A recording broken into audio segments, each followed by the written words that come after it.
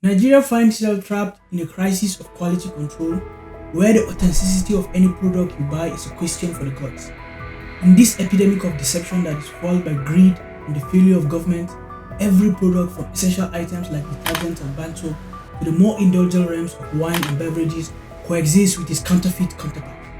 The Nigerian consumer maneuvers through this challenging terrain, relying on divine providence, sheer instincts, and the resilience of their immune system. The omnipresence of this scourge is such that even in the aisles of supermarket, sellers inquire if your preference is for the genuine or the imitation when shopping for everyday items. Regrettably, the construction industry, the cornerstone of infrastructure development, is not immune to this plague of counterfeit products.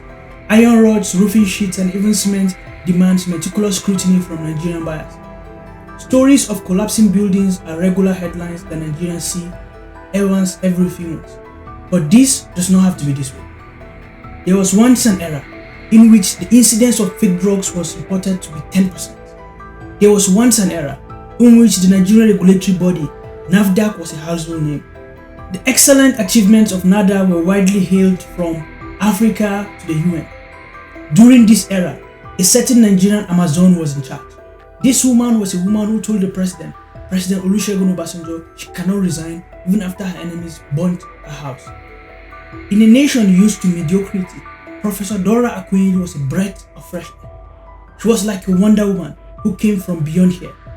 Her reign brought sanity to NAFDAC, reduced the prevalence of fake drugs from 80% to 16%, and transformed this moribund agency into one of the most efficient agencies, winning awards for 3 consecutive years as one of the best agencies in the country. Professor Dora is a hero that Nigerians have forgotten. This is the right moment to remember this hero. This is the story of a Nigerian true hero. On July 14th, 1954, a destined soul drew its first breath in Makurdi, present-day Benue State. Dora Edemobi showed so much promise with words and numbers from an early age that her father, Paul Young Edemobi, sent her to Anambra State to stay with the family of his wife's brother, who was a school teacher, to foster her education. By the age of 12, she had obtained her first school leaving certificate from St. Patrick Primary School. Akunyili managed to finish her high school education during Nigeria's Civil War in 1973, attending Queen of Rosary College, the town of Nsukka, and by graduating with a Grade 1 distinction, won the Eastern Nigerian Government Post-Primary Scholarship and the Federal Government of Nigeria Undergraduate Scholarship. She studied pharmacology at the University of Nigeria, UNN, graduating in 1978. She went on to take the graduate courses at the University of London, and upon her return to Nigeria, worked briefly as a university hospital pharmacist, and then entered the PhD program at the University of Nigeria, where she also doubled as a graduate assistant, then lecturer, senior lecturer, and finally in 2000, professor. She had earned her PhD in ethnopharmacology, which is the study of medicinal drugs in world cultures, in 1985. As a member of the country's educated elite, Akunyili was selected to fill the government post along with her academic work. She served on several state government boards and then was named Supervisory Councillor for Agriculture in a local government unit in Anambra State. In 1996, Akunyili became the Zonal Secretary of Petroleum Special Trust Fund, coordinating projects funded by oil companies in Nigeria's southeastern states. It was in this capacity that she caught the attention of Nigerian President Olusegun Obasanjo. In 1996, Akunyili became the Zonal Secretary of the Petroleum Special Trust Fund, coordinating projects funded by oil companies in Nigeria's southeastern states. Diagnosed with a severe pancreatic disease, she was sent to London with the government funds in hand for treatment. Doctors in England determined, however, that she would recover without surgery, and Akunyili returned the $18,000 check to the Nigerian government, something that would be rare enough in many countries and almost unthinkable in Nigeria. Adamosi Roman, the country's finance minister at the time, got wind of what happened and called her to his office. "My friend, Chief Obasanjo wants somebody that will clean up. Go and give me your CV because I also heard you are a pharmacist," he said. A few months later, Akunyili heard that she had been appointed to the head of NAFDAC. But there was something about Dora Akunyili that is worth mentioning. Dora Akunyili, who had watched her sister die in 1988 after being given injections of fake insulin as part of the regular diabetes treatment, was fueled by a special kind of motivation for attacking the country's counterfeit drug problem. She did not immediately go after the country's bribery-ridden pharmaceutical industry. There was a matter that demanded her urgent attention: cholera.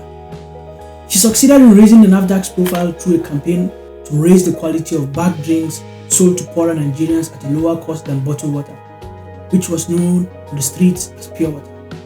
Akunyili implemented a registration system and spread the word through a national system of workshops for producers and consumers. Everyone is now aware of checking the NAFDAC number on their water, she told the journalist. Nigeria's incidence of cholera, a disease frequently caused by contaminated water, dropped dramatically. Upon assuming leadership of NAFDAC in 2001, Akunyili discovered through testing that a staggering 70% of the drugs circulating in Nigeria were fake. Corruption has shielded this alarming reality from the existing regulatory system, leading to a devastating consequences as countless Nigerians unknowingly consume ineffective drugs, sometimes akin to placebos. Akunyili, however, confronted this crisis head-on, employing a national educational workshop approach. She initiated student competitions, offering prize money to those demonstrating the best understanding of food and drug regulation. To tackle the international dimension of the issue, the Nigerian government established testing agreements with major suppliers of counterfeit drugs including China, India, and Egypt. As awareness about the perils of fake drugs continued to grow, the sales of counterfeit medication significantly declined. Many of Akunyili inspectors predominantly were women.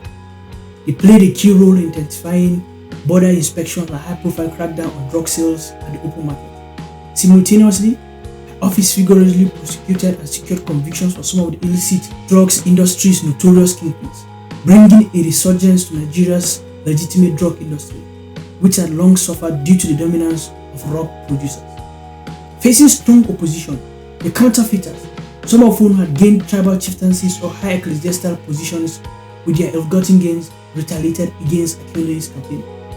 Threats and ominous items were dropped at her office. Things like blood-dipped feathers chickens, dried tortoise, and various shells and beads were sent to NAFDAC offices. The hostility escalated when the NAFDAC building was set ablaze. In December 2003, 6 assassins fired AK-47 rifles at Akunyili's Peugeot sedan, missing her just by the head, but tragically killing the nearby bus driver.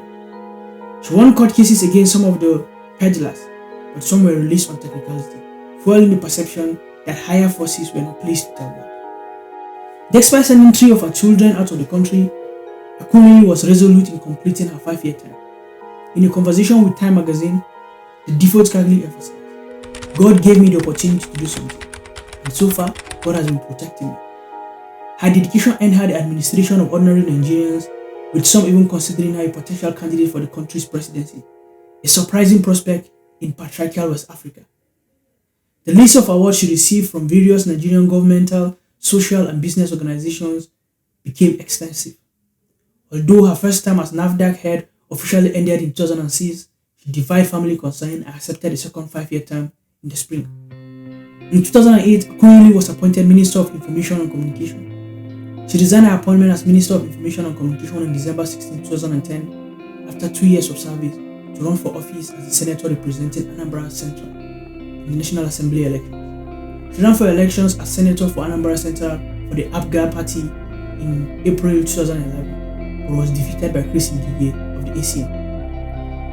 A routine medical checkup in 2013 confirmed that she had cancer. That began a downward spiral in series of battles that comprised the war, which she ultimately lost on June 7, 2014. Although she was dead, Akunyili's legend lives on. Akunyili received over 900 awards throughout her career, the highest number of awards ever received by any Nigerian, in fact, in all of Africa. With over 900 awards, History View reports that over 100 awards were later discovered in her boxes after her death. It is sad to know that after the death of Professor Dora, NAFDAC receded from national memory, and today not many people know the current DG of NAFDAC. The cases of fake drugs and items have become more common. This is a national tragedy that deserves more attention. Professor Dora Akunyili is a Prof of Nigerian excellence. In one of her signature campaigns, Great Nation, Good People, she reminded us that a great country is possible when citizens are mobilized by inspiring leadership. This Nigerian hero is an icon that should never be forgotten. The great Chinua Achebe once wrote that the trouble with Nigeria is simply and squarely a failure of leadership. when Nigeria gets leaders who will inspire us to greatness. Thank you for watching this episode. Hope you enjoyed. Kindly share and subscribe. Till we see you again.